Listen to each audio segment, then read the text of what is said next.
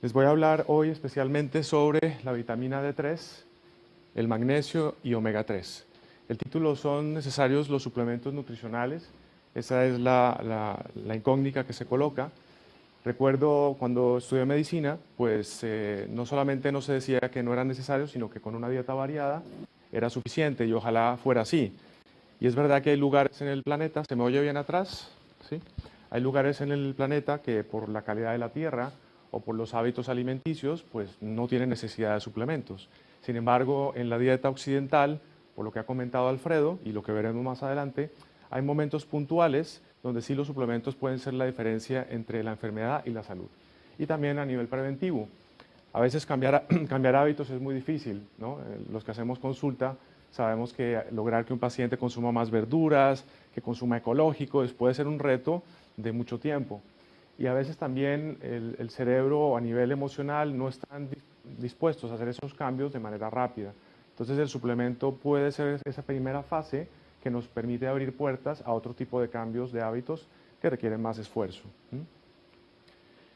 Entonces, ¿cuáles son los micronutrientes? Son esas sustancias, alimentos en cantidades pequeñas que si no los consumimos no los vamos a producir, el cuerpo no los produce de manera eficiente. Son, por ejemplo, vitaminas, minerales, algunas vitaminas las produce el cuerpo, pero en cantidades muy pocas, especialmente la vitamina C. El ser humano es uno de los que tiene dificultades para producirla, con lo cual si no la consumimos diariamente a través de las frutas o de suplementación, necesariamente va a traer enfermedades a mediano y largo plazo. Y también va a condicionar la vejez, cómo vamos a envejecer y también el desarrollo. Por eso pongo esta foto de una mujer joven y una mujer de edad, en lo cual no solamente es para prevenir a futuro, sino desde los niños y ojalá desde el embarazo tengamos en cuenta algunos suplementos para prevenir enfermedades. Bueno, aquí está el cuadro de todo el metabolismo humano, no lo vamos a estudiar hoy. Es muy complejo, no se sabe todo, se ha avanzado bastante. Ahí se involucra sobre todo lo que es lo metabólico, pero también hay que incorporar lo energético, que cada vez se descubre más a raíz de estudios de la medicina china, por ejemplo. Y en estos procesos metabólicos hay micronutrientes. Cada fase, cada enzima, por ejemplo, o un 20% de las enzimas requieren de minerales para poderse activar. Entonces a veces estamos como el coche sin chispa porque tenemos gasolina pero no tenemos los nutrientes que pueden activar esos complejos enzimáticos. Y el metabolismo es lo que regula pues toda la salud. Es lo que regula la respiración, la vejez, la inflamación, todo. Entonces por eso la importancia de estos micronutrientes que desafortunadamente no están en la cantidad que deberían estar en la comida. Entonces, ¿qué porcentaje tenemos de enzimas que requieren micronutrientes? El 20% de las enzimas, es muy alto. Estas enzimas, si no tenemos estos nutrientes, pues directamente no van a funcionar de manera adecuada. De estos micronutrientes, minerales son más o menos 30 a 40 que necesitamos. En la agricultura a veces se suplementa, podemos decirlo así, o se fertiliza el suelo con 3, 4 minerales, no es suficiente. Para las vegetales, para tener una aparente salud, no se requieren tantos nutrientes. El ser humano sí los requiere, sobre todo minerales traza, como el selenio, el germanio, que cada vez están en disminución y que están condicionando pues, muchas patologías. También están los omegas 3, especialmente el EPA y el DHA, que aunque el cuerpo los produce en cantidades pequeñas, no llega a ser el nivel que requerimos. ¿Y para qué lo requerimos? Ya lo veremos, para la salud del cerebro, para la salud cardiovascular, bueno, para muchas cosas, la inflamación, para no tener tanta inflamación, etc. Entonces, en estudios que se han hecho, en especial en Estados Unidos, se realizó haciendo muestras poblacionales grandes. Aquí están para que luego profundicen, estudios algunos muy recientes, este es del 2015. Vitamina D3, 70% de deficiencia. Imagínense, en la población de Estados Unidos, aquí en Europa, dependiendo del sitio, puede cambiar. Los países nórdicos, en teoría España es privilegiada en luz solar, o en realidad es privilegiada, pero no estamos exponiéndonos al sol incluso aquí en España. Yo encuentro en la consulta deficiencias de vitamina D muy marcadas. Ya hablaremos por qué. De magnesio, 45%. Vitamina E, un antioxidante vital para muchos aspectos, especialmente cardiovasculares y para la piel, 60%. El calcio, 38%. La vitamina K, que ya vamos a verla hoy también, que es vital para la salud de las arterias y de otros aspectos, el 35% y así. El zinc, que tiene que ver con procesos, entre muchos otros, inmunológicos, la calidad de las mucosas, etcétera, tiene una caída del 8%. Vitamina C del 24% y la vitamina A del 34%. Son porcentajes muy altos que con una suplementación o con cambios de hábitos, consumiendo productos de muy buena calidad, se podrían nivelar, ¿no? Entonces, en el mundo, aquí hay un mapa de las deficiencias, en este caso es de la vitamina A. Se encuentra deficiente en más de 118 países. Entonces, cuando dicen, no, es que no hay evidencia de que hay deficiencias nutricionales, eso no es verdad, de que necesitamos suplementos, ya lo verán, no es cierto. Hay anemia provocada por déficit de hierro que afecta a 2/3 de las mujeres embarazadas y niños en diversos países. En este caso, el estudio fue de la India. El déficit de yodo, que es un micronutriente vital para la tiroides y para muchos otros aspectos, afecta a más de 740 millones de personas en todo el mundo, o sea, el 13% de la población mundial. Imagínense el impacto que eso tiene a nivel del desarrollo del cerebro, de la inteligencia, del metabolismo. Aquí en Europa nos hemos ido al otro extremo de no consumir sal yodada, que es prácticamente nuestra única fuente real de yodo, y nos hemos ido al otro lado y estamos viendo deficiencias de yodo, aquí también en Europa. Bien, el zinc, 20% de la población padece de déficit de zinc, como les comentaba, es vital para procesos de tipo inmunológico. Bien, ¿cuáles son las causas de esa falta de micronutrientes? Como lo comentaba Alfredo, este es el Centro de Nutrición Global Alliance que está asociado con la OMS. Avisan de la disminución de nutrientes que existe desde hace más de 20 años, eso ya lo han comentado. También comentan que aumenta la mortalidad de madres y niños y disminuye el desarrollo cerebral de los niños. Disminución de nutrientes también, así como nos decía Alfredo, de calcio el 62%, depende del estudio, va a variar. De hierro el 34%, ahí este se hizo especialmente mirando el brócoli. Entonces, como ven, la comida ya no tiene lo mismo, ¿no?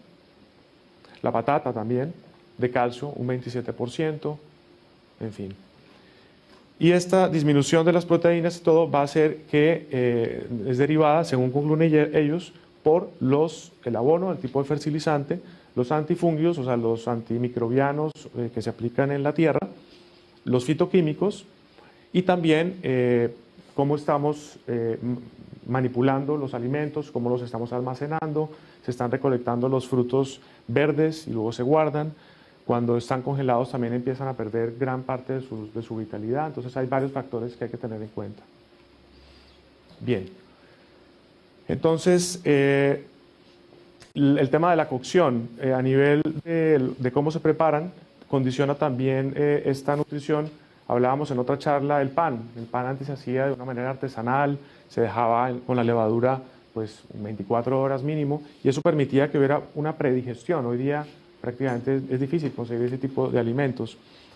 También la cocción condiciona diferentes aspectos. Por ejemplo, en este se vio que al hervir la remolacha aumenta los carotenoides, pero disminuye los polifenoles.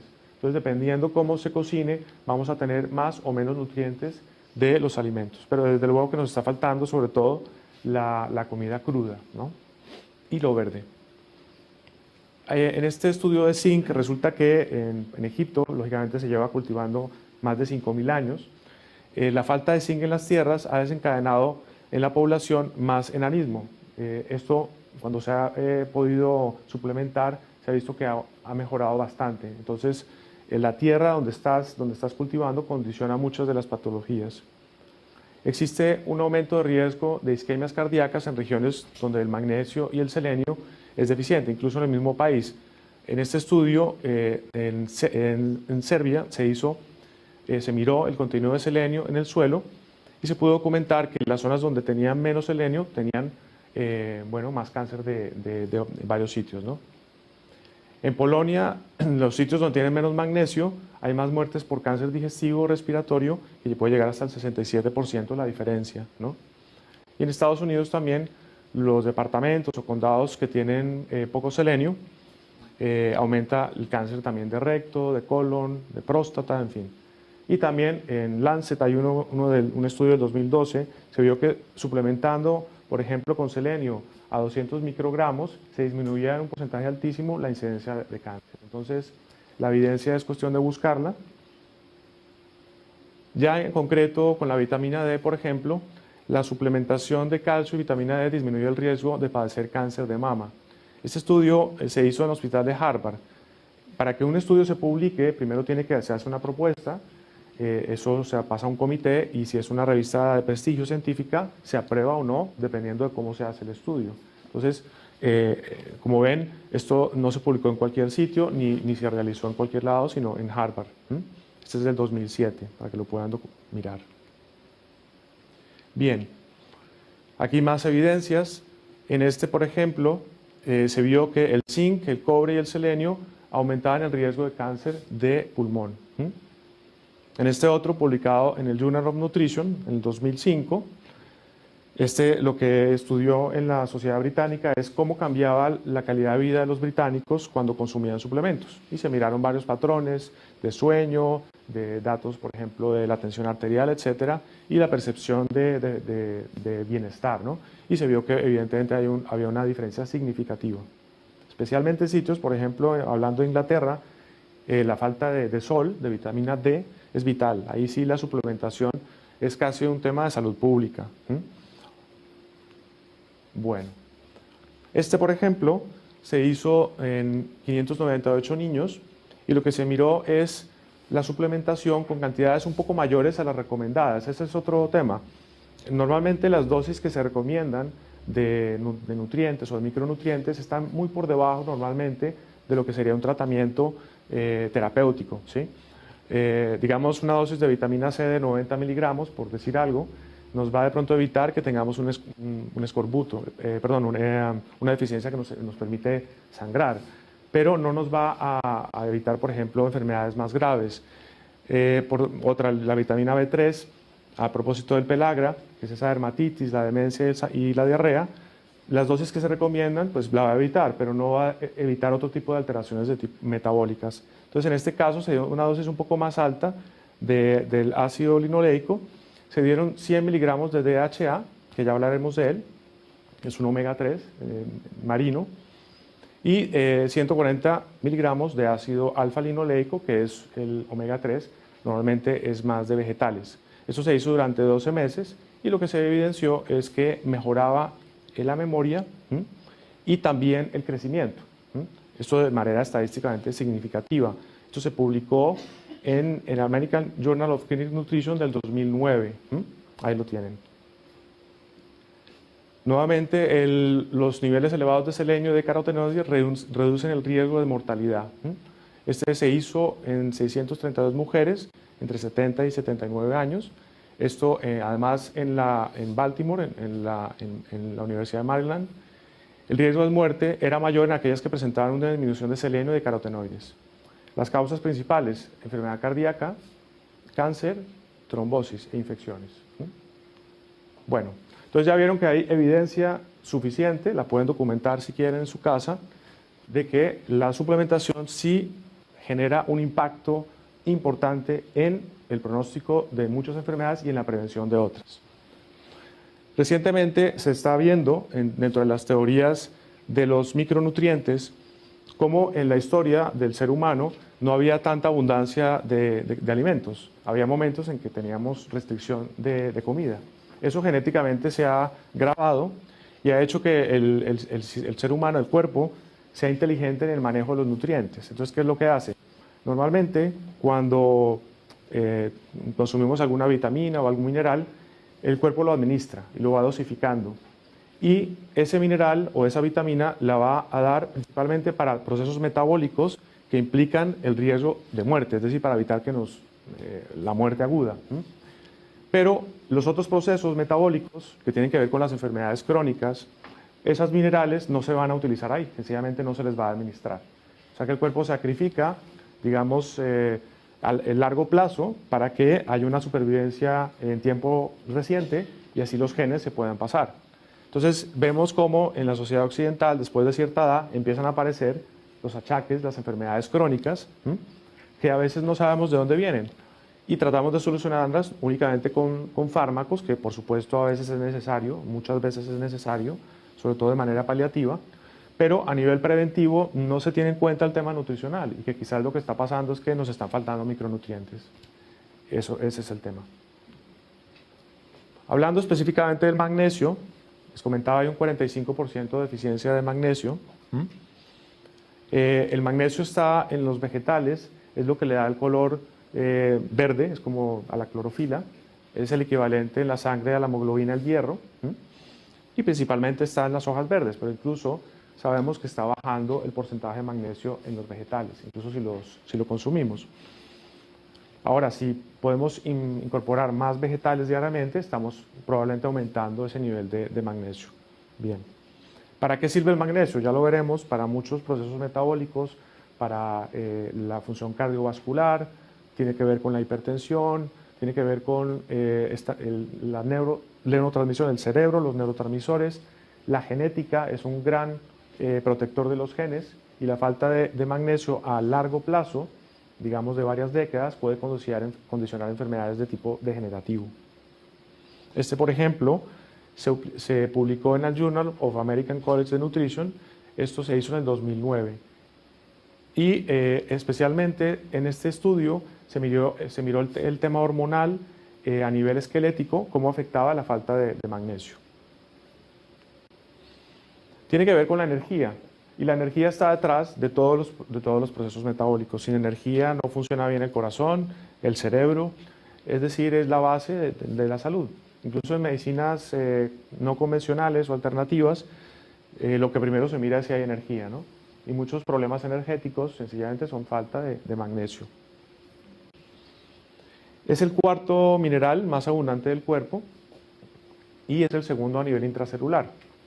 Hay un inconveniente para el diagnóstico de deficiencias de magnesio, y es que como está más a nivel dentro de las células, cuando te haces una analítica puede estar normal. No es un indicador de la cantidad de magnesio que tienes.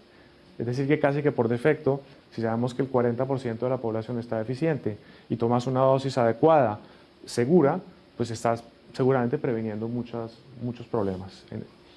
Se ha reconocido como cofactor de más de 300 reacciones metabólicas en el cuerpo. Imagínense, 300 reacciones metabólicas que si no tenemos magnesio no se están haciendo de manera adecuada. Y eso se va a ver reflejado en muchos síntomas o enfermedades. Bien, ¿qué causa la deficiencia de magnesio? Ya lo hemos dicho, la falta de consumo de vegetales de hoja verde, la falta de minerales que tienen esos frutos y también el exceso de otros macronutrientes, especialmente el azúcar. Cuando consumimos mucho azúcar, el cuerpo tiene que tratar de equilibrar esa dosis de comida vacía y eso también agota el magnesio que tenemos disponible. El estrés también es otro factor. Y la mala absorción intestinal.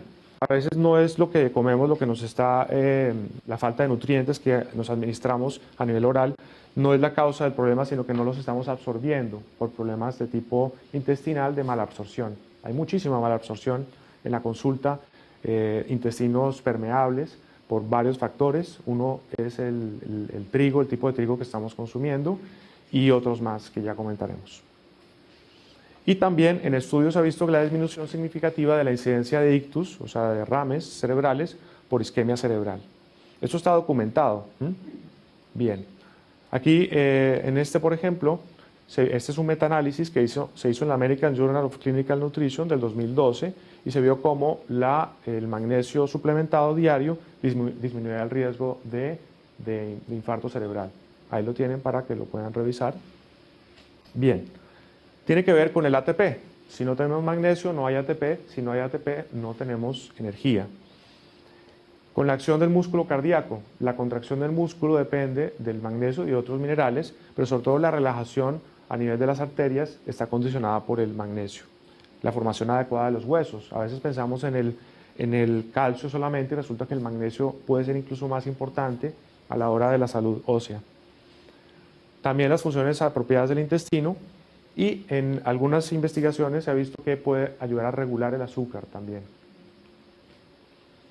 Entonces, por ejemplo, en la parte de reparación del ADN, sabemos que está involucrado en algunos procesos metabólicos que reparan los daños genéticos que se producen por el metabolismo diario. El hecho de respirar va a producir daño de superóxidos, sobre todo a nivel del ADN. Entonces el magnesio se requiere para esas enzimas. Entonces hay un daño de tipo genético y el magnesio con estas otras enzimas va a repararlo.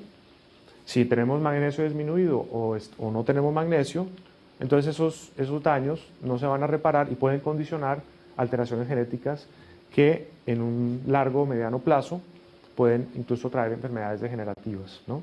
Es un factor, obviamente hay muchos más, ¿no? Tipos de magnesio.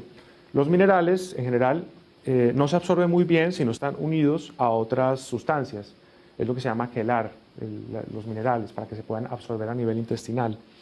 Si no se quelan o no se adiciona a otro tipo de sustancia, pues sencillamente producen diarrea o siguen derecho.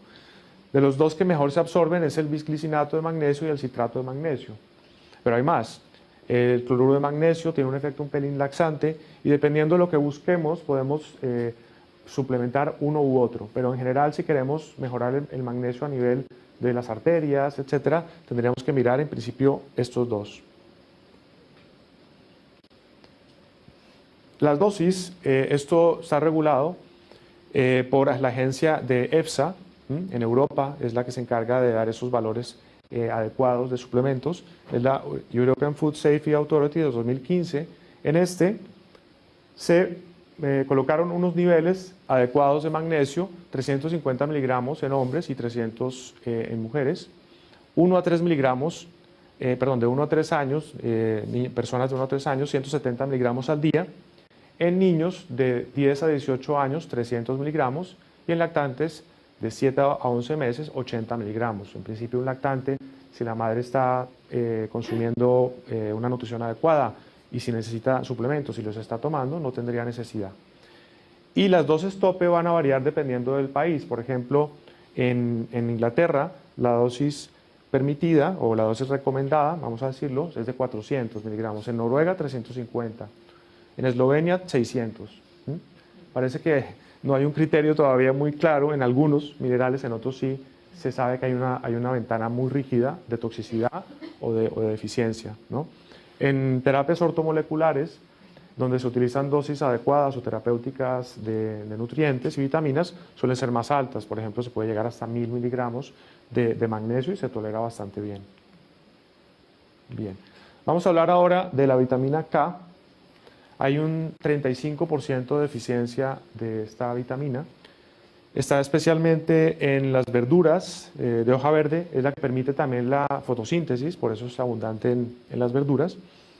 Y la K2, sobre todo en los fermentados, en este caso es el natto, que es un fermentado de soja japonés, pero el intestino también produce la K2. Sobre todo la K2 tiene que ver con procesos de tipo de coagulación y también de retirar el exceso de calcio que puede estar en las arterias. Es el que permite que el calcio se ubique en los sitios donde debe estar.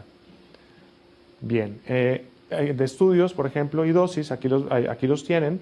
No hay mucha claridad todavía, hay un rango bastante amplio en la vitamina K.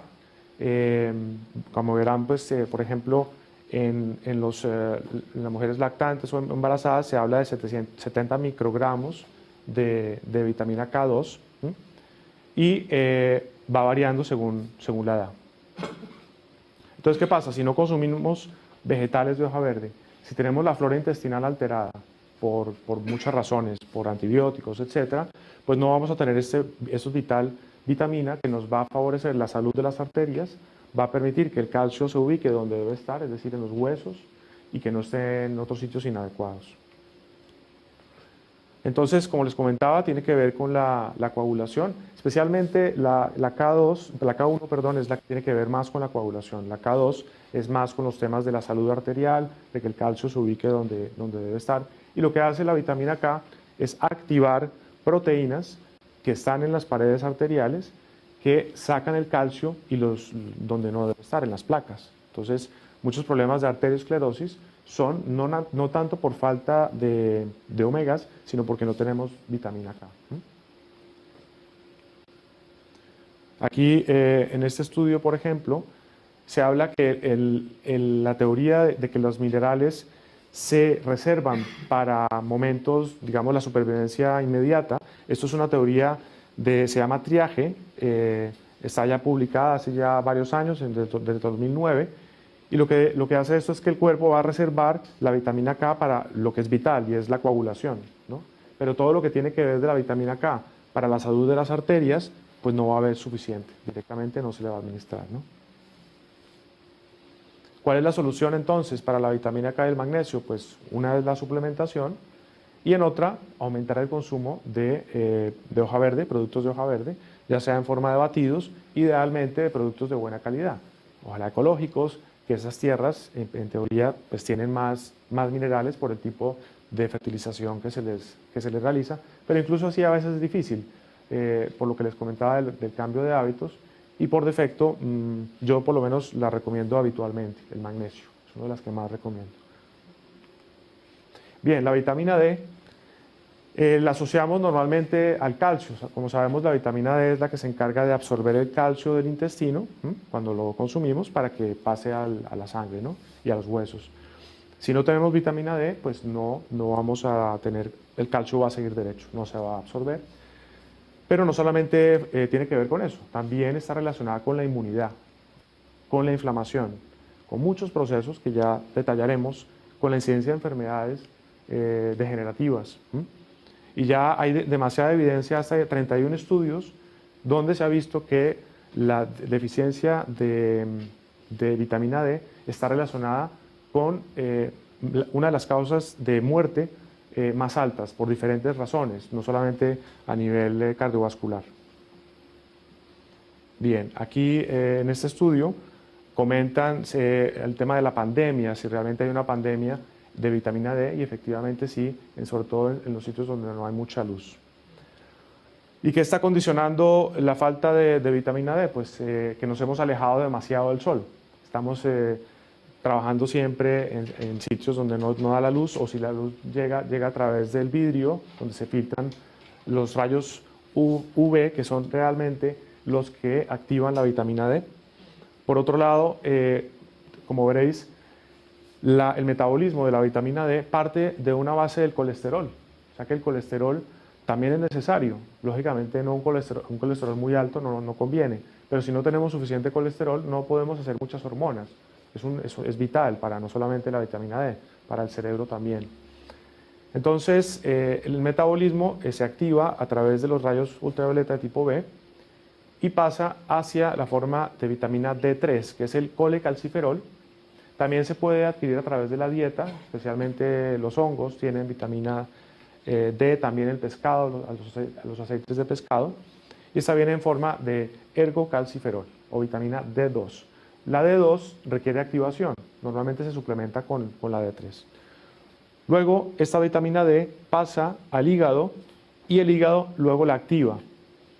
Y nuevamente el riñón hace el último proceso metabólico, que sería ya el calcitriol, que es el que ya es una hormona esteroide. Ese sí requiere un acompañamiento médico, el calcitriol, ya que tiene una ventana corta de dosis tóxica y de dosis, digamos, inferior. Entonces, a nivel de suplementos, usualmente damos más el colecalciferol o D3 y es el que medimos en sangre habitualmente también.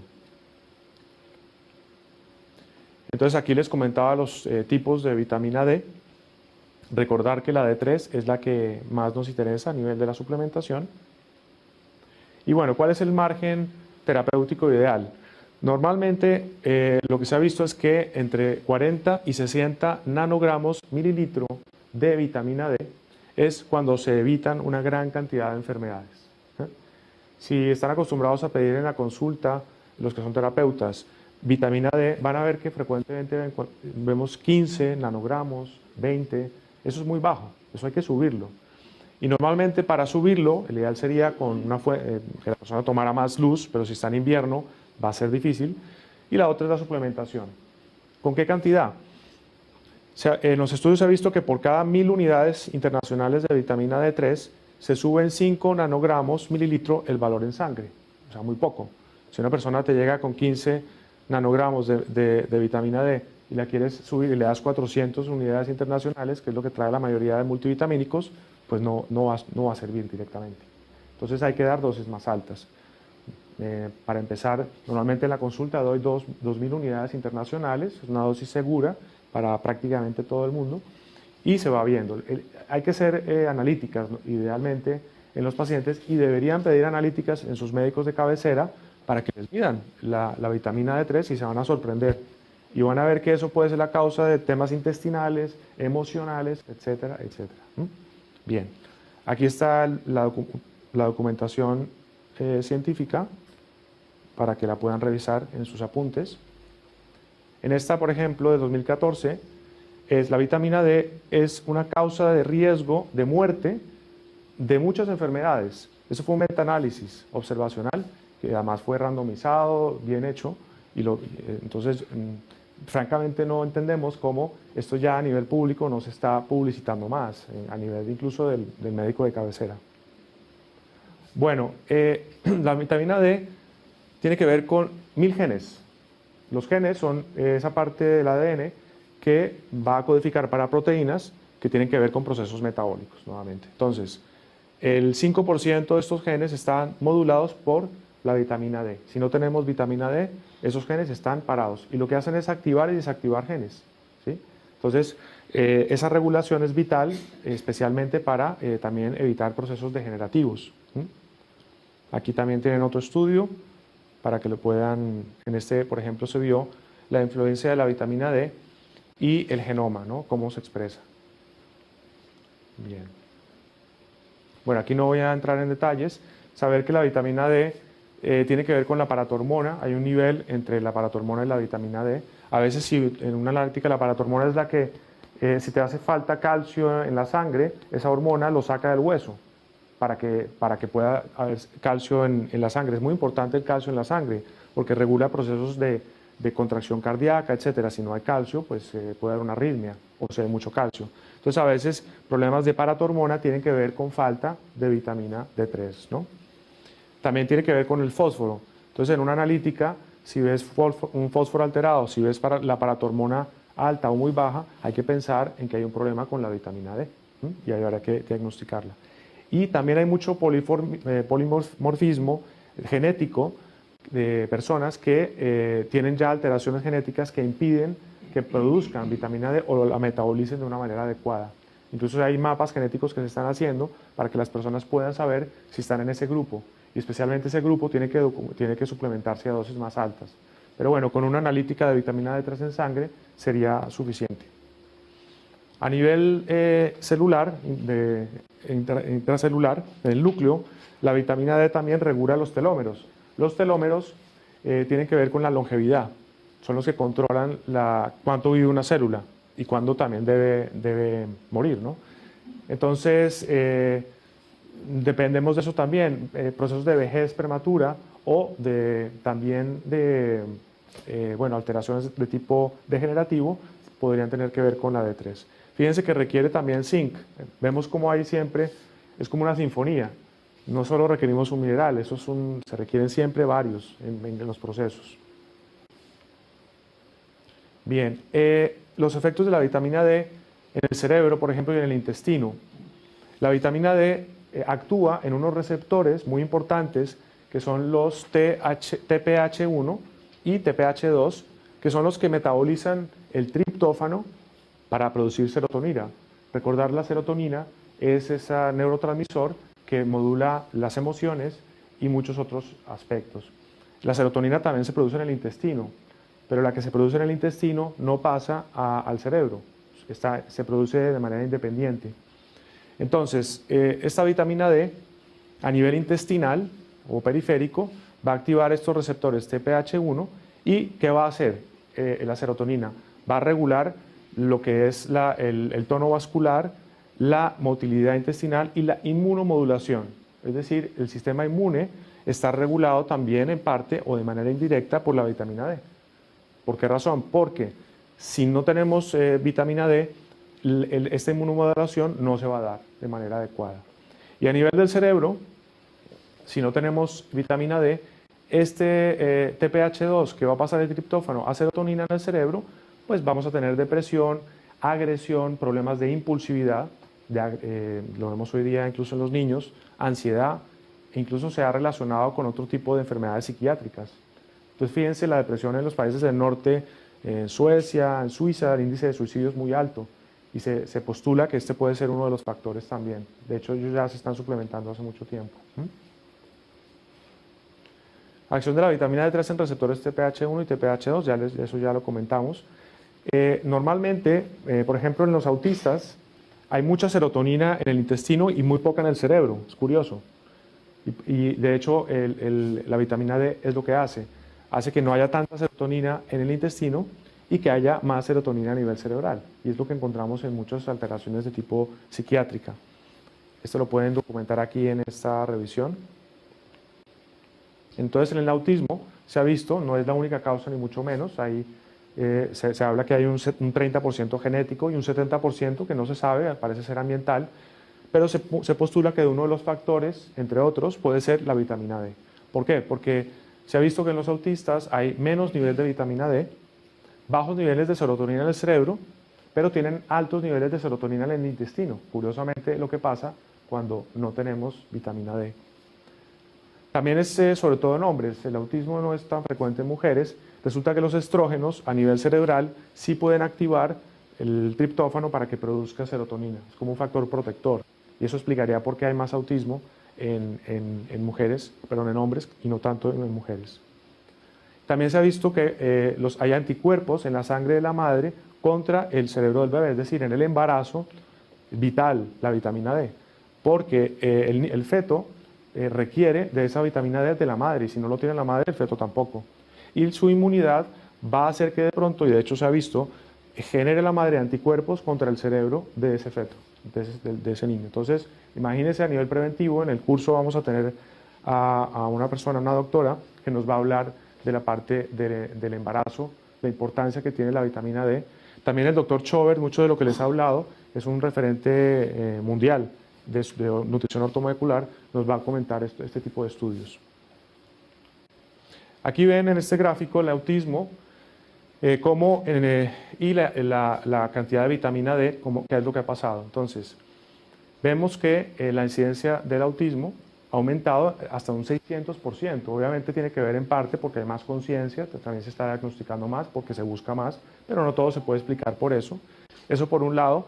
Y a nivel inverso hay una deficiencia de vitamina D, casi que el cuadro es similar. Ha bajado la vitamina D y ha aumentado el autismo en casi igual proporción. Seguramente no es el único factor, hay muchos más, pero puede ser uno de los que podríamos controlar, por lo menos, ¿no? De los que no son genéticos. Y esto nuevamente documentado, lo tienen aquí para que lo revisen luego. Bien, en este metabolismo del triptófano, recordar es el aminoácido del cual se produce luego la serotonina y otro tipo de neurotransmisores, pues requiere también de hierro. Nuevamente tenemos esa correlación. En el embarazo, nuevamente, la serotonina tiene una acción de tipo neuromodulador o neuroconstructor. Si no hay serotonina, esas neuronas en el desarrollo no saben a dónde deben diferenciarse, entonces se producen cerebros que no son normales, digámoslo así. Con lo cual, nuevamente, vital medir, por lo menos en las embarazadas, el nivel de vitamina D en sangre, es muy fácil. Y si está bajo, hay que reponerlo. Entonces, autoinmunidad. Vemos en la consulta muchos procesos de autoinmunes, es decir, el sistema inmune que se ataca a sí mismo, especialmente a nivel intestinal, y eso conlleva muchos problemas. Entonces, vitamina D baja hace que la TPH1 intestinal, es decir, la enzima que, como hablábamos, produce la serotonina en el intestino, se aumente. Y eso lleva a que haya más serotonina intestinal, que tampoco queremos eso. Esa serotonina no pasa al cerebro. O sea, que no es porque se produzca más en el intestino, tenemos más en el cerebro. No pasa la barrera hematoencefálica. Esa disminución de células T, eso también conlleva el aumento de serotonina a que las células T o inmunológicas reguladoras empiecen a bajar. Y también las reguladoras en la placenta. Entonces, probablemente muchos problemas de pérdidas tienen que ver con eso, con que sencillamente el sistema inmune no está regulado y está produciendo ataques a la placenta y al feto. Entonces, prevención, muy sencillo, medirlo en sangre y suplementarlo en dosis adecuadas. Aquí, por ejemplo, en esta publicación de la Journal of Maternal and Fetal, bueno, ahí lo tienen, en esta, el estatus de vitamina D se ha visto correlacionado con embarazos que tienen complicaciones. O sea, si está bajo, hay más complicaciones en el embarazo. Y el nivel de micronutrientes en el embarazo se puede predecir también el futuro de la salud del feto. Ahora, una relación entre la vitamina D y los omegas 3. Hay una sinergia entre ellos. Se ha visto que cuando está deficiente la vitamina D y los omegas 3, hay aumento de enfermedades de tipo inatención, bipolar, incluso esquizofrenia, problemas de impulsos. Se ha visto que se aumenta. Esto también publicado. La doctora Rhonda Patrick, excelente científica, la pueden buscar, tiene varios vídeos en internet, ha hecho este tipo de estudios muy interesantes. Entonces la serotonina pues modula la memoria, modula también el sueño, también habilidades cognitivas adicionales. Entonces imagínense, si la vitamina D y el omega 3 tienen que ver con eso, qué bueno que lo tengamos en niveles adecuados. Aquí en este gráfico vemos, esta es una neurona presináptica y esta es la neurona postsináptica. Viene el triptófano, que es el aminoácido que les he comentado, y pues pasa la neurona. Entonces, esta enzima depende de vitamina D para producir la versión activa de serotonina, que es la 5-hidroxitriptamina, y para que se libere al espacio intersináptico requiere de EPA, esta omega 3 EPA. Si no tenemos omega 3 EPA, esta membrana hay mucha inflamación. El EPA lo que hace es quitar la inflamación. Eso va a condicionar a que no se libere. Y si no se libera la serotonina, pues lógicamente tampoco va a llegar a la otra neurona. Y la DHA es la que va a permitir esta otra omega 3, DHA marino, lo que permite es que esta membrana de la neurona postsináptica esté adecuada, tenga una adecuada fluidez. Entonces requerimos de omega 3, EPA y DHA para que el cerebro funcione bien y para que pueda utilizar la serotonina de manera adecuada. Si está baja la vitamina D, entonces no producimos cantidades importantes de serotonina activa, de 5-hidroxitriptamina, tampoco se libera y si no tenemos omegas, pues no funciona bien. Entonces muchos problemas emocionales tienen que ver con esto. No es lo único, por supuesto, pero es un factor a tener en cuenta a nivel terapéutico. Las dosis de vitamina D. La EFSA en 2016 nos recomienda 15 microgramos día en mayores de 1 año. Esto incluye a lactantes y embarazadas, y de 7 a 11 meses de 10 microgramos día. Máxima ingesta tolerable de 100 microgramos día en adulto y 50 microgramos de 10 a 17 años, los pacientes en esas edades. 25 microgramos día de 0 a 1 año. El equivalente es que 1 microgramo son 40 unidades internacionales. Entonces la mnemotecnia es que la dosis tope son 4.000 unidades internacionales. Ese es el tope que podemos dar de vitamina D3. No de calcitriol. Recordemos, el calcitriol es la hormona esteroidea realmente, la última que se hace, y normalmente es química. Yo utilizo personalmente 2.000 unidades de manera preventiva y lo asocio con la vitamina K2. Es importante esas dos, porque si tenemos mucha vitamina D3, estamos absorbiendo mucho calcio, pero nos falta K2, entonces ese calcio se puede depositar en sitios inadecuados. Entonces es bueno suplementarse con las dos, con la vitamina D y la vitamina K. De omegas 3, hay también omegas 3 vegetales, por supuesto. El ácido alfa-linoleico, que es el que está en las semillas, está en el lino, pero no tiene las ventajas de los estudios. Se han hecho sobre todo con el EPA y el DHA, que solo es marino. También está en las yemas, y son de gallinas felices, ¿no?, que comen de todo. Bueno, pero principalmente es de origen marino, ¿no? El krill es una fuente interesantísima de omegas 3, además tiene fosfolípidos, tiene una absorción fantástica. De pronto para dosis más terapéuticas requerimos otro tipo de omegas, pero tiene varias ventajas: muy poco contenido de metales pesados, es un crustáceo diminuto, es de lo que se alimentan las ballenas, y tiene, bueno, sobre todo una muy buena biodisponibilidad, se absorbe bastante bien. Bien, entonces, como argumentos, el veganismo, claro, si no consumes ni huevo, ni consumes lácteos, ninguna proteína animal, pero estás consumiendo omegas 3 de este tipo, no estás teniendo los omegas EPA y DHA. Y eso es grave para el desarrollo, sobre todo del niño, y en el embarazo. Sí hay omegas EPA y DHA en el aceite de algas. Se consiguen hoy día, afortunadamente, y será una opción de suplementación para los veganos. No los ovo-lacto vegetarianos porque consumen huevo y en el huevo tenemos estas omegas y en el queso también están. Entonces, el ovo-lacto vegetariano en principio no tendría ese tipo de deficiencias.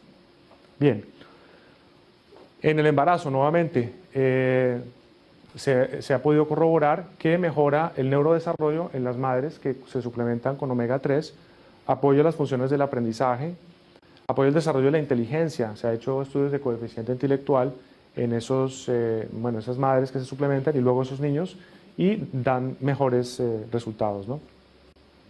También en DHA y la atención, sobre todo el DHA, es el que se ha estudiado a nivel cerebral para la salud del ojo y también para la salud del cerebro.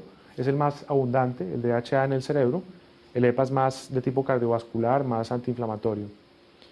Y el DHA contribuye a eso, al desarrollo visual de los niños, según concluyó la EFSA. Es decir, ya esto es un hecho y si lo tenemos bajo, idealmente habría que suplementarlo.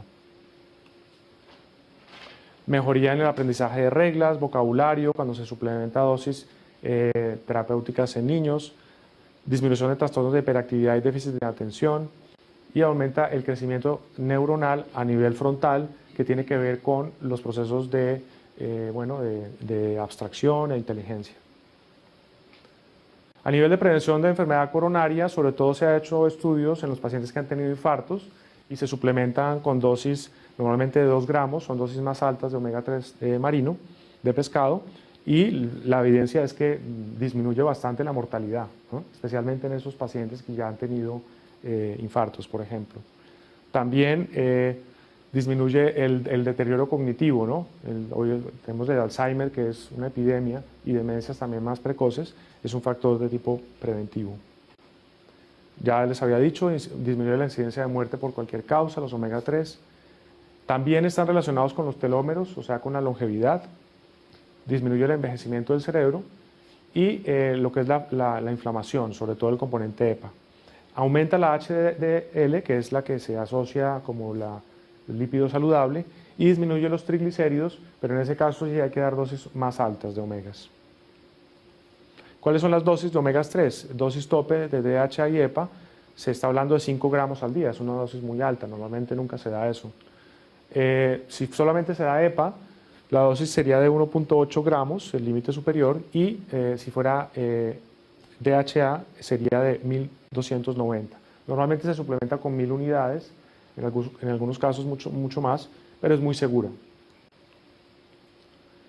Bien, en Lancet, en este estudio, se recomendó 1 gramo al día de omega 3 de pescado. Este es un estudio un poco antiguo, pero sigue teniendo vigencia, para evitar problemas de miocardio. Entonces, las dosis, 1 gramo de omega 3, EPA y DHA, para poderlo a través de la comida tener, tendríamos que consumir más o menos 85 gramos de atún o un pescado pequeño como sardina, salmón, 652 gramos de bacalao del Atlántico. Eso sería para tener esas dosis de 1 gramo al día, que es lo que recomiendan. ¿Quiénes llegan a esto? Bueno, difícilmente, salvo que vivas la dieta mediterránea, ¿no? Se podría lograr. En la asociación de Heart Association establecieron como recomendación 2 comidas a la semana de pescado y 1 gramo al día de suplementación con omegas de pescado. Hay estudios de laboratorio donde se mira el índice de omega 3 para saber cuánto hay en sangre. Eso lo hacen midiendo los glóbulos rojos, y si el porcentaje es mayor de 8%, hay un factor preventivo para enfermedades sobre todo cardiovasculares. No debe ser menor del 4%. En pacientes con triglicéridos altos se da dosis hasta 3 a 4 gramos, y para buscar un efecto antiinflamatorio hablaríamos de 2 gramos de omega 3. Entonces va a cambiar la dosis dependiendo de lo que busquemos en el paciente. Y bueno, eso es lo que les quería decir. Ahora Laura les va a comentar algo y hacemos unas preguntas. Desde luego, en este seminario solo toqué 3 nutrientes. Imagínense lo que implica solamente conocer estos 3 nutrientes a nivel terapéutico para la familia, a nivel personal. Y bueno, en este curso, en el máster y experto, vamos a hablar de todo. Vamos a hablar con los expertos que en el día a día trabajan esto, por especialidades también. Vamos a tener una doctora endocrina integrativa que nos va a hablar del tema endocrino y así en cada especialidad su doctor. Sigue, Laura. Hola, buenos días. Bueno, yo soy Laura Medina, yo llevo la Secretaría Académica de la Escuela de Salud Integrativa y bueno, quería dar las gracias a Jorge por la charla, que ha estado muy interesante y espero que os haya gustado. Y es solo un aperitivo de lo que hay en el máster de suplementación.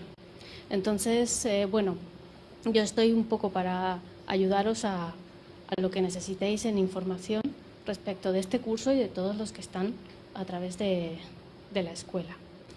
Y bueno, deciros que si os decidís hoy para matricularos, tenéis ese 10% del total del precio de todo el curso.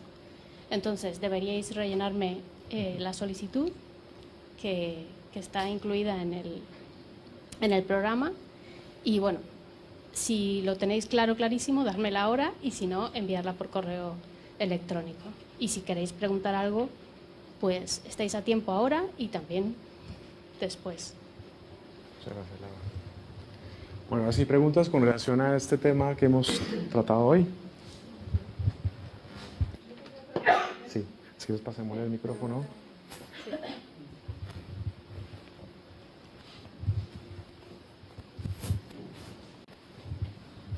Gracias. Buenos días. Yo quería preguntar dos cositas. Uno primero a María. ¿Se puede hacer partes del curso? Por ejemplo, 2 módulos. ¿2 módulos? Pues...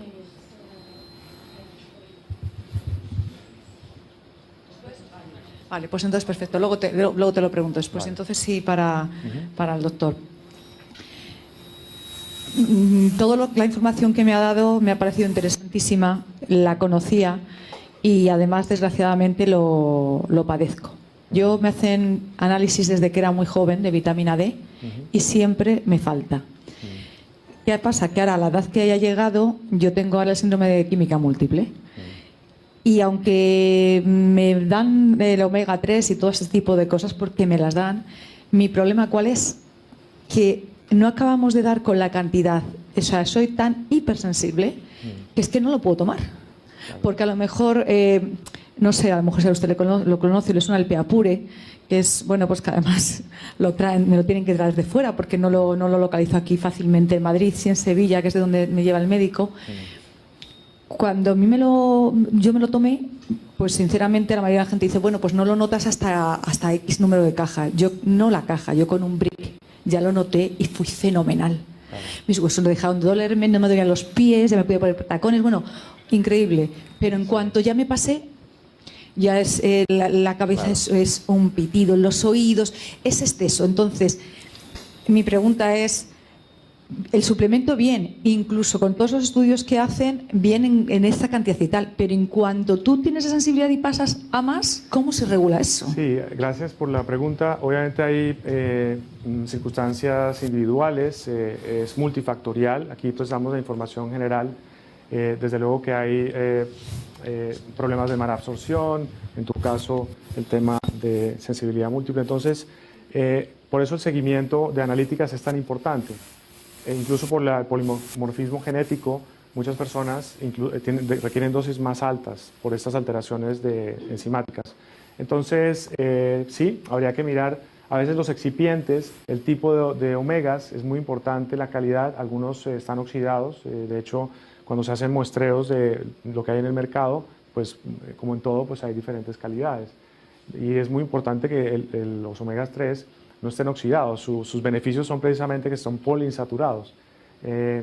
También los excipientes, ¿no? Es vital que alguien que tenga alergias pues tenga productos que no tengan muchos excipientes. Y las alteraciones de mala absorción a veces impiden que, a pesar de que lo consumas, pues no se absorbe, ¿no?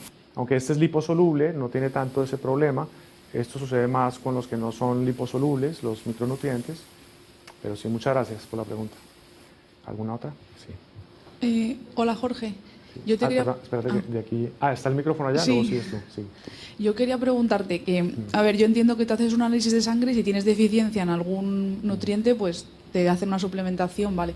Pero como medida preventiva, Sí. ¿tendrías que suplementarte de todos los nutrientes o esas...? Sí, a ver, idealmente, ¿cuál sería el escenario ideal? Que no necesitáramos suplementos, ese sería el ideal, ¿no? Pero ya hemos explicado por qué ese ideal no siempre se da o muy pocas veces realmente. Entonces, cuando vemos esos porcentajes de deficiencias, por ejemplo, de magnesio, de omega 3, de K2, de vitamina D, a veces lo preventivo, así no hayas podido hacerte una analítica, es más costo eficiente, ¿sí? Entonces, tomarte una pastilla de magnesio, si por las razones que sean no puedes introducirlo en la comida, es algo también preventivo. Entonces, de manera general, tendríamos que, bueno, si no lo puedes hacer con la dieta, buscar algún antioxidante, mirar magnesio, omega 3, pero claro, no podemos darlo todo, ¿no? Habría que individualizar. Un multivitamínico, aunque tiene dosis muy bajas normalmente, te da un espectro mínimo del cual por lo menos deficiencias graves no vas a tener, ¿no? Pero ya temas terapéuticos sí es bueno diagnosticarlos, sobre todo en la vitamina D, idealmente hacerlo en sangre, ¿no? Bien, gracias. Ahora sí, seguías tú, ¿no? Quería preguntarle si el tomar el sol con protección solar, sobre todo protección solar alta, permite que pasen los rayos solares y tener cubierta la vitamina D o no. No, desafortunadamente no, porque precisamente los rayos de tipo B, ultravioleta B, son los que activan la vitamina D y son los que principalmente tapan los bloqueantes solares, los bloqueadores solares. Entonces, ¿cuál es la salida de eso? Pues exponerse al sol un tiempo prudencial y, bueno, luego ya buscar la sombra o buscar bloqueadores, por lo menos que no sean tóxicos, porque en eso también hay muchas calidades, ¿no? Hay que mirar sobre todo los que no tengan micropartículas que se absorben a través de la piel y bueno, pero sí, no, va a evitar que se produzca la vitamina D. Entonces, claro, personas que se ponen bloqueador solar, incluso en invierno, que no salen ni 10 minutos a la intemperie, pues es que no van a poder tener una dosis de vitamina D adecuada y miren todo lo que eso implica. Por ejemplo, a nivel emocional, ¿no? Que no se asocia tanto, se asocia más al calcio, a otro tipo de temas, pero a lo emocional no. Gracias. Y una segunda pregunta, ¿cómo podemos saber si tenemos déficit o no? Porque normalmente tú cuando te haces una analítica, ahora sí que más o menos se está considerando la vitamina D, pero de la mayoría de las cosas no vienen en los análisis. Gracias. De manera indirecta, si tienes problemas con el calcio, es una de las causas. Si no tienes vitamina D, puedes tener osteopenia, esa es una de las maneras, pero las otras son más difíciles porque, como ven, tienen que ver con muchos procesos metabólicos. Entonces puedes tener problemas emocionales, problemas inmunitarios, etcétera. Entonces lo mejor es pedir al médico de cabecera que te haga es muy fácil, que te pida los niveles y ya con eso hacer un plan terapéutico. De pronto no requieres, si estás tomando sol o estás suplementándote con omegas de pescado, algunos tienen también vitamina D, algunos, pues en principio no habría necesidad. Muchas gracias. ¿Alguna otra pregunta? Sí. ¿Tú controlas a ver el orden? Sí. Vale. Gracias. Muchas gracias por la exposición, me ha gustado mucho. Quería preguntar una cosita. Las determinaciones de magnesio no se suelen hacer, ¿verdad? No, es lo que explicaba. El magnesio está sobre todo a nivel intracelular, dentro de la célula. Entonces, cuando haces una analítica, te va a salir los patrones de sangre que además el cuerpo procura que en la sangre los niveles estén normales. Él va a hacer todo lo que pueda para que en la sangre el calcio esté bien, el fósforo. Lo que va a hacer es sacarlo usualmente de los huesos, ¿no? para que tengas un nivel adecuado. Entonces no lo vas a poder saber de esa manera, ¿sí? Hay otro tipo de diagnósticos más de bioresonancia, de otro tipo, que de manera indirecta se puede deducirlo. Pero casi que por defecto, una dosis adecuada de magnesio, por ejemplo de 400 miligramos o 200, pues es muy segura y va a evitar, si realmente tienes una deficiencia, que tengas este tipo de situaciones. O la otra es hacerte batidos verdes o consumir mucho más verduras de hoja verde, verduras de buena calidad, porque no todo el color verde hoy día es por el magnesio, eso es lo otro, ¿sabes? Entonces buscar eso. Sí, perdón. Espérate un segundito, Disculpa, ya te paso. por favor. ¿Efectos tóxicos del magnesio? Es muy seguro. Normalmente, incluso en medicina ortomolecular, se utilizan 1000 miligramos diarios, pero no hace falta. Con que tengas 400 miligramos es muy seguro.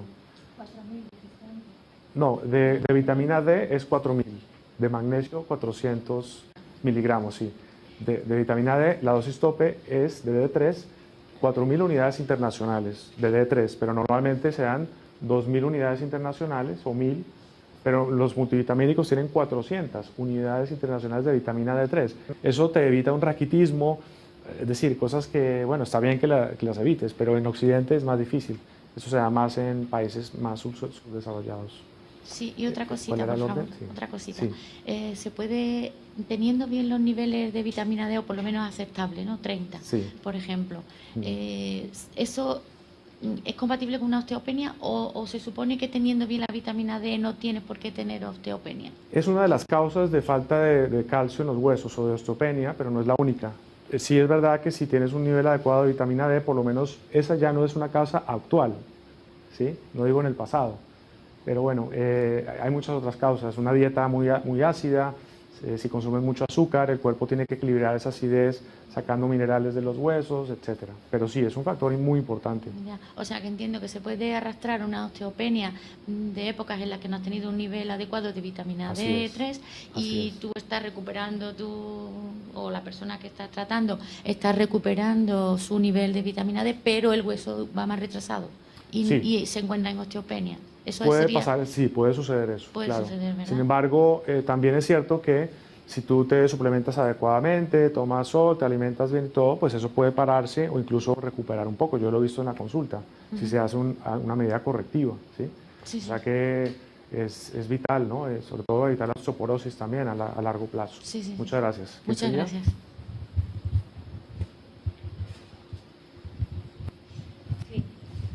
Yo quería preguntar si, a ver, es bueno suplementarse, pero hay que, porque falta en los nutrientes realmente en lo que tomamos, pero siempre hay que descansar.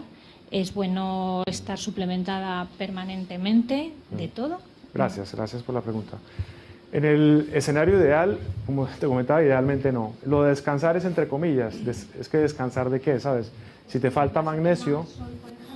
Ah, vale, sí. En ese caso sí. Si tú procuras el verano que te dé, no solo en verano, sino en invierno también, que te dé la luz ultravioleta, bueno, pues seguramente no tendría necesidad, ¿no? Pero claro, para eso requerirías un diagnóstico, porque tú puedes deducir que porque has tomado sol, tu vitamina D3 está bien, pero es que hay muchos factores también para que esa vitamina D se active.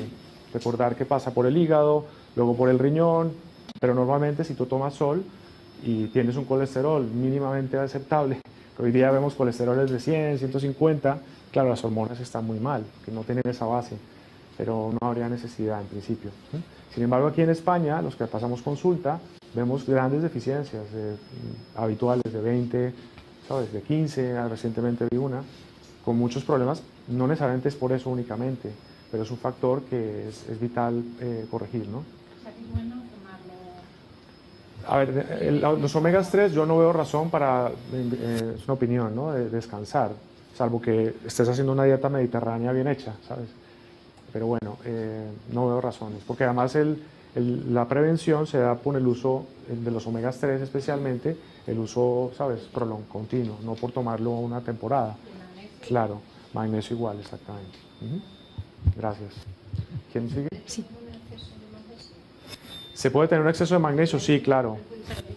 Sí, la dosis segura son las que he colocado, pero si tomas 400 miligramos, 250 miligramos, si tienes una deficiencia te va a ayudar, pero no te va a generar toxicidad, es muy difícil.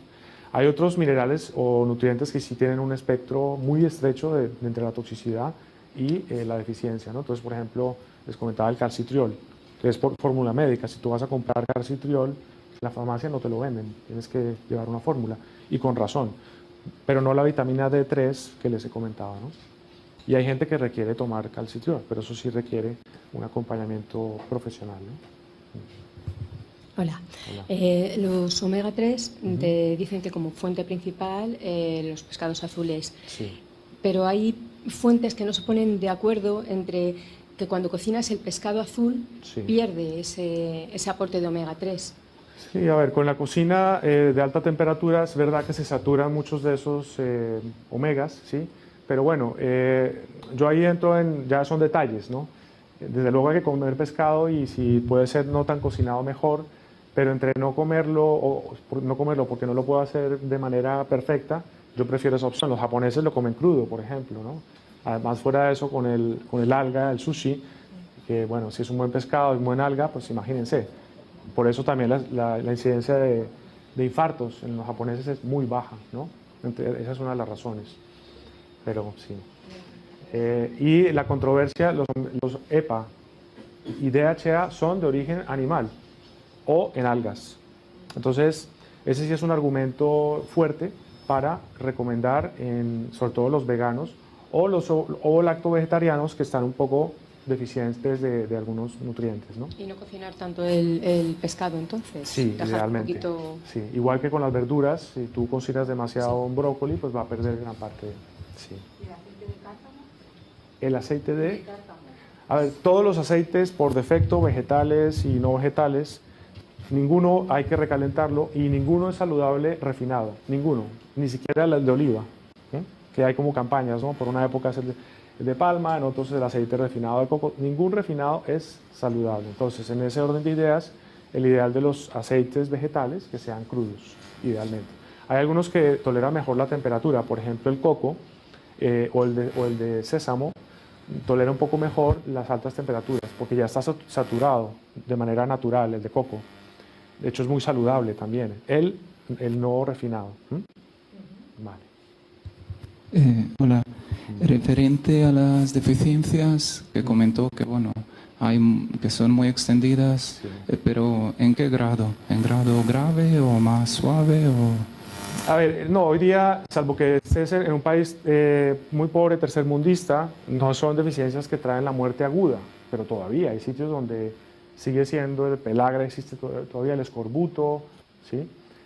A nivel histórico, cuando miras la historia de la nutrición, pues eran muy frecuentes estas enfermedades y no se sabía por qué pasaban. Se pensaba que era algo infeccioso hasta que se logró identificar que eran deficiencias de nutrientes. Entonces, hoy día en la calle no ves eso, pero ves la mayoría de gente con microdeficiencias subclínicas de micronutrientes que pasan desapercibidas por lo que les comentaba de esta hipótesis del triaje, y es que el cuerpo pues, coge los nutrientes básicos para la supervivencia y los otros nutrientes para temas degenerativos, etcétera, no tienen para eso. Entonces, hay una aparente salud, pero también hay una sensación de falta de energía.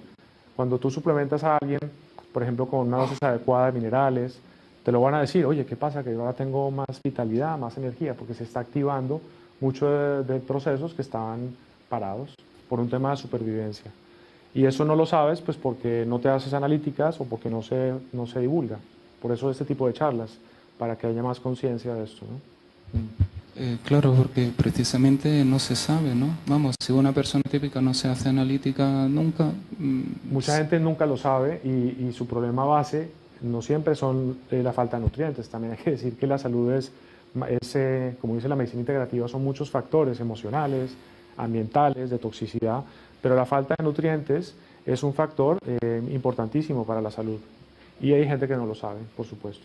Y es difícil tener una salud óptima si te faltan ciertos nutrientes. Es que ese es como el programa genético que tenemos. El sistema no se ha acostumbrado todavía a tener menos nutrientes para tener igual salud. No los necesita, ¿no? Y otra cosa referente a la serotonina, Sí. en el intestino, en el cerebro, ¿eso se mide también de algún modo? Hay algunos exámenes más especializados, pero no de manera rutinaria. Normalmente de manera clínica se puede diagnosticar a veces que hay más serotonina de la que debe haber. Por ejemplo, cuando se inician los antidepresivos, en las primeras fases puede haber síntomas digestivos que son por aumento de serotonina, ¿sí? A nivel intestinal también, que luego van pasando, luego se van regulando, pero no se hace de manera rutinaria, no. Esto que te he comentado, no hay una analítica que tú digas, necesito que me mires la serotonina en el intestino, no se hace, es más de investigación, sí. ¿Y cuándo sabemos qué pasa la serotonina en el intestino y cuándo pasa al cerebro? Eso ya lo han investigado, básicamente es un tema de la barrera hematocefálica, en la que se produce en el intestino no es viable para el cerebro. El cerebro la tiene que producir por ese otro tipo de enzimas. Entonces, por eso les comentaba en autismo y en otras enfermedades de tipo cognitivo, existe eso, problemas digestivos, también de flora intestinal también, que también producen sustancias y también producen serotonina, y no se ha encontrado la causa, ¿sí? Hasta ahora se está investigando que puede tener que ver con la vitamina D, también con la flora que has heredado incluso desde el nacimiento, los antibióticos, los pesticidas que también matan bacterias a nivel intestinal, etcétera, etcétera, ¿no? Pero por lo menos este es un factor, el de la vitamina D3, fácil de diagnosticar y de corregir, no los genéticos, esos ya son más difíciles. El orden allá. Hola, no sé si se me... Sí, Hola, gracias claro. por todo. No, aquí. Quería hacer una pregunta que a lo mejor está fuera hasta de lugar, pero ¿alguna de estas vitaminas, o bien de las de hoy, o bien de las que conocemos, logra entrar en la célula para restaurar la mitocondria? Sí, gracias. Bueno, la vitamina D es una de ellas. Ella a nivel intracelular tiene receptores. Precisamente por eso actúa en lo que hablábamos, los telómeros, las vitaminas A también tienen esa función. La coenzima Q10 también actúa a nivel mitocondrial, hay muchas a nivel intracelular. Y hoy se habla de la epigenética, son esos factores externos, ambientales, que modulan los genes. Uno de ellos es la nutrición, otros también la toxicidad. Y antes se pensaba que eran procesos muy largos, de muchas generaciones. No es así. Se puede hacer incluso en una sola generación cambios genéticos epigenéticos por temas de tipo ambiental. No sé si te respondí, ¿sí? Vale, gracias. Sí. Sigue. Bueno, me gusta el público que no, normalmente uno termina una charla y es sábado, o sea que los veo motivados. No me ha quedado claro el tema de la relación de la vitamina D con el colesterol. Entonces, ¿es bueno tener más colesterol para que se tenga vitamina D? ¿O colesterol bueno o colesterol malo? Gracias. Sí, el tema del colesterol daría para otra charla, pero voy a hacerte un resumen. A ver, el colesterol es parte necesaria de la nutrición. El colesterol es la base de todas las membranas celulares. El cerebro, gran parte, depende del colesterol. Las hormonas del colesterol también dependen. Entonces, ¿qué pasa? Que sí es verdad que niveles muy altos de colesterol se han relacionado con más patología de tipo cardíaco, cardiovascular, pero estamos hablando de 260, es lo que los primeros estudios mostraron. Luego, por diferentes razones que no me da tiempo de hablar ahora, eso se ha ido bajando, esos niveles, hasta incluso de 200 o menos, y ya con esos niveles de colesterol en sangre se está suplementando, se está medicando, con medicaciones para bajar el colesterol. Entonces, ¿qué vemos en la consulta? Gente que tiene colesteroles de 100, de 150, medicada. Todos los medicamentos tienen efectos secundarios. Si los tienes que tomar, pues los tienes que tomar. Pero, por ejemplo, las estatinas bajan la coenzima Q10. Eso ya está demostrado. Es un ejemplo más de suplementación. Alguien que esté tomando estatinas o medicaciones para bajar el colesterol debería suplementarse con coenzima Q10. Debería, ¿sí? Entonces, para responderte, sí, se requiere colesterol. Esa es la base. Ya luego viene el metabolismo, que va a producir la vitamina D utilizando la luz solar y todo lo que hemos hablado. Hay niveles de el colesterol LDL, sería el malo, entre comillas, ¿no? Eso también es de tarea para otra charla, pero el colesterol que se oxida, ese es el que va luego a producir alteraciones a nivel arterial. Y hoy se piensa que los problemas cardiovasculares son más por la inflamación y por deficiencias de estos nutrientes que por el hecho de tener el colesterol alto. Eso es por otra charla, por ejemplo, hablar. En cardiología, el doctor Sergio Mejía, él es un médico cardiólogo integrativo, referente en España, nos va a hablar de todo eso y de cómo en su terapia ayuda también a quelar metales pesados que están involucrados en este tipo de patologías. Hola, buenos días. En primer lugar, darte la enhorabuena, me ha encantado la conferencia. Yo soy Sara, soy médico también de familia y pediatría y me dedico a la pediatría sobre todo. Y cada vez me doy cuenta que en la población infantil y pediátrica están muy sobrealimentados en calorías vacías, pero mucho déficit. Yo suelo pedir, cuando tengo que pedir alguna analítica, pido vitamina D y la mayoría tienen la vitamina D baja, aunque ahora estamos en época de verano, que se supone que en el verano te expones al sol, pero claro, está el factor de protección 50+, está esa controversia, ¿no? Entonces, mi pregunta es, yo creo que cada vez tenemos que enfocarnos a la micronutrición en la medicina y que la mayoría de las enfermedades hoy en día se pueden prevenir alimentándote bien, básicamente. Y mi duda y mi consulta es, vitaminas sintéticas, químicas versus vitaminas naturales, orgánicas, ¿qué diferencia hay entre ambas? Muchas gracias. Muchas gracias, doctora. Me alegra que hayas venido, especialmente por el impacto que tiene este conocimiento a nivel de los pacientes que ves y de promoción de la salud. Estoy totalmente de acuerdo en lo que acabas de comentar. Entonces, la primera parte, sí es verdad que el miedo al sol ha producido, especialmente con la vitamina D, esta epidemia en los niños, y ya hemos visto en lo que les he mostrado que esto es nuevo, esto todavía no está en libros, eso es lo otro, y no se enseña normalmente en medicina a este nivel, desafortunadamente. Entonces, sí, en parte tiene que ver con eso, con la falta de exposición al sol, las cremas de protección de 50, que no tienen ningún sentido, por sobre todo la toxicidad adicional que se agrega para tener esa protección. Y el tema de las vitaminas sintéticas sí tiene mucho que ver, porque se han salido algunos estudios con vitaminas sintéticas, especialmente la vitamina E y de la vitamina A, que cuando se evalúan no son saludables, de hecho producen más patología. Y esos estudios luego se han mostrado, como que son pocos, se han mostrado para, digamos, decir que las vitaminas son peligrosas o que no se deben utilizar, desafortunadamente. Entonces los detalles son importantes, sobre todo con algunas vitaminas, como los omegas, las vitaminas liposolubles.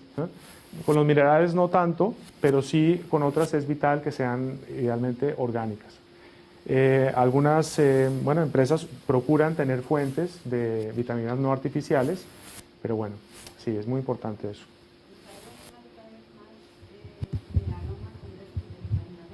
Sí, es curioso. Curioso, ¿en qué sentido?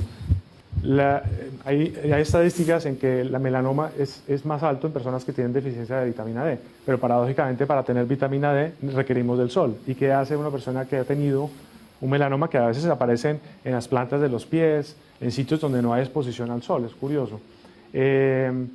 Entonces sí, es probable que muchos melanomas sean incluso algunos por falta de una dosis mínima de vitamina D, y sabemos que la fuente principal es el sol. ¿Sí? Bueno, yo me sumo a las felicitaciones a ti, que como siempre has estado estupendo, y para el público, que también está maravilloso. Y quería hacerte una pregunta. Estamos hablando de los suplementos nutricionales en caso de carencia para prevenir patologías, pero también se pueden utilizar en terapéutica en dosis más altas para favorecer recuperación, ¿no? Sí, gracias, Alfredo. A ver, en la nutrición ya más ortomolecular, orto viene de similar, precisamente a raíz de la pregunta que hiciste, de similar al cuerpo. El cuerpo reconoce lo que es natural, lo artificial al final no sabe cómo manejarlo y luego tiene que eliminarlo. Entonces, la vitamina C, por ejemplo, es un ejemplo de dosis terapéuticas altas, especialmente para enfermedades degenerativas como el cáncer, a dosis incluso los estadounidenses lo están utilizando a 100 gramos diarios, dosis intravenosas durante todo el día, pero se pueden dar dosis menores, muy seguras, de 20, 30 gramos. Eso sí, con cierta supervisión, porque hay algunas circunstancias donde sí hay que tener cuidado, pero normalmente es muy bien tolerado, con efectos fantásticos. Lo otro es que la nutrición intravenosa de vitaminas, porque el intestino está muy alterado, es a veces un respiro para el sistema de tener un shock terapéutico que le permita volver a arrancar. Y lo describen los pacientes, como tú le pones un complejo B, vitamina C a dosis altas, y luego hay una sensación de vitalidad que se refleja en mejoría de ciertas patologías. Sí. Sí. Las dosis, como les comentaba, están muy por debajo de lo que deberían darse de vitaminas en algunas, sobre todo. Entonces, para tener efectos terapéuticos hay que irnos más alto y siguen siendo seguras. Esas dosis se establecieron hace muchos años y también es difícil, digamos, a nivel experimental con humanos, ver cuál es la dosis tóxica. Digamos que ahí hay cosas que se han quedado un poco por repetición, pero vemos la vitamina C, la dosis que se recomienda son 90 miligramos, resulta que normalmente requerimos 1000, 2000 incluso. Entonces, pues bueno, varía mucho. Bueno, pues Bueno, este público está, me gusta. A ver, Así es la dinámica del curso, va a ser así, va a ser más poca teoría. Hoy hemos tenido bastante teoría, pero el curso va a ser sobre todo preguntas, ponemos casos clínicos y la idea es que sea dinámico. Sí, la educación ya magistral, donde el docente dice todo, eso ya está pasando de moda. Sigue. referente a la dieta vegana, bueno, comentó que omega 3 puede faltar, Sí. pero todo lo demás, en principio, un vegano tiene de sobra, ¿no? A ver, esa es la teoría. Lo que pasa es que en lo que luego se vea en el mediano y largo plazo es que pueden tener algunas deficiencias. ¿De cuál? Hierro, a veces de vitamina B12. Ahí la suplementación sí es vital. El veganismo es reciente. El ovo-lacto vegetarianismo no es reciente, lógicamente, y es incluso muy saludable si se hace bien. Pero el veganismo sí no tenemos demasiada experiencia de veganas embarazadas con hijos veganos que tienen luego hijos. Eso no se ha visto. Y el componente epigenético, hablamos de los nutrientes, cómo puede afectar. Entonces hay controversia. Desde luego que si eres vegano, tu fuente de DHA y EPA, salvo que te suplementes con algas, o sea, aceite de algas, va a ser bajo. Y ya sabemos las implicaciones que eso tiene. Ser vegano durante tiempos cortos mejora la salud, porque claro, te quitas mucha toxicidad de algunos nutrientes y la persona lo siente, pero ya luego en el mediano y largo plazo pueden haber temas emocionales, como que algo falta. Y muchos al final, eso es la experiencia que tengo, incluso de los pioneros del veganismo, uno de ellos, David Wolf, en Estados Unidos, fue uno de los primeros crudiveganos. Hoy día está retractándose, no retractándose, pero por lo menos ya dice, miren, de vez en cuando un poco de pescado viene bien, como que ya, o de lácteo, ¿no? Eso sí de muy buena calidad, pero ya como que hay un reto, ya no se mantienen. Pero bueno, es respetable, por supuesto. Sí. Bueno, yo creo que muchas gracias. Gracias por venir. Gracias.